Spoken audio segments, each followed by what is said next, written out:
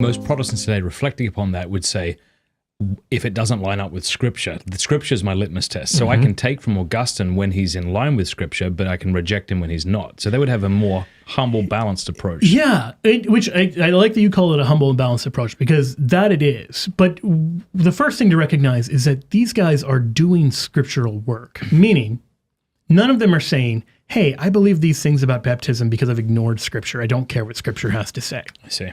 They're unpacking Scripture. They're saying, hey, in Ezekiel, when God promises to take your heart of stone and make it a heart of flesh by the sprinkling of water upon you, what's that about? And they're saying it's about baptism. Or in 1 Peter 3:21, when it says baptism now saves you, does that mean baptism saves you, or does it mean some other thing? They're like, no, it means baptism saves you. Like they're unpacking Scripture. So the difference isn't, oh, the Protestant is just following Scripture and we're following the Church Fathers. The difference is the Protestant is following their reading of Scripture, and we're following the reading of Scripture from those who learned the scriptural message from apostles. And so the reason I'm looking so early on and really putting that rough stop at about 200 is because you are at that point dealing with people who got Christianity either from the apostles or from those who got it from the apostles. So really concretely, the Apostle John dies about the year 100. He's got two disciples we know of, St. Ignatius of Antioch and St. Polycarp of Smyrna. Polycarp, we know he was born in the year 69.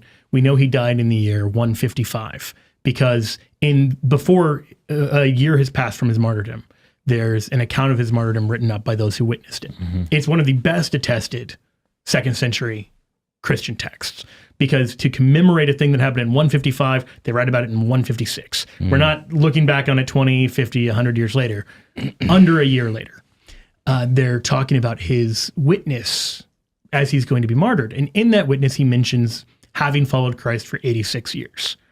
And so scholars say, well, he was either born 86 years before that, or he was born even longer than that and is, but converted as a young kid or something.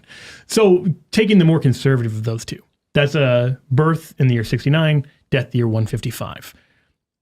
He is the one who teaches St. Irenaeus of Lyon, who writes the biggest text of the 2nd century against heresies. And so for instance, when the Protestant says, I'm just going to follow the Bible, it's like, well, how do you know which books are in that Bible? How do we even know which Gospels are in that Bible? Well, the first person to attest to that is St. Irenaeus, this student of Polycarp, this is a student of John's. And he's the first one to give us Matthew, Mark, Luke, and John. And we trust it because he's so close that we know error hasn't crept in. But it's on that same ground that we also trust that he's not getting baptism wrong because he also learned about that. And we trust that he's not getting the Eucharist wrong because presumably the apostles and the saints who followed them didn't just say, here's the Bible, see ya. Yeah. They were there to actually answer those kind of questions. So specifically, when we have these issues that everyone believes and believes that they got from the apostles, where they're not just doing their own private exegesis, but are actually saying, we've received this. That's a strong indication that it's not just my interpretation versus yours or, a Protestant versus a Catholic interpretation. It really is, what did the apostles teach about what Scripture meant compared to what might I just get if I was doing it in an uneducated kind of blind sort of way? Mm.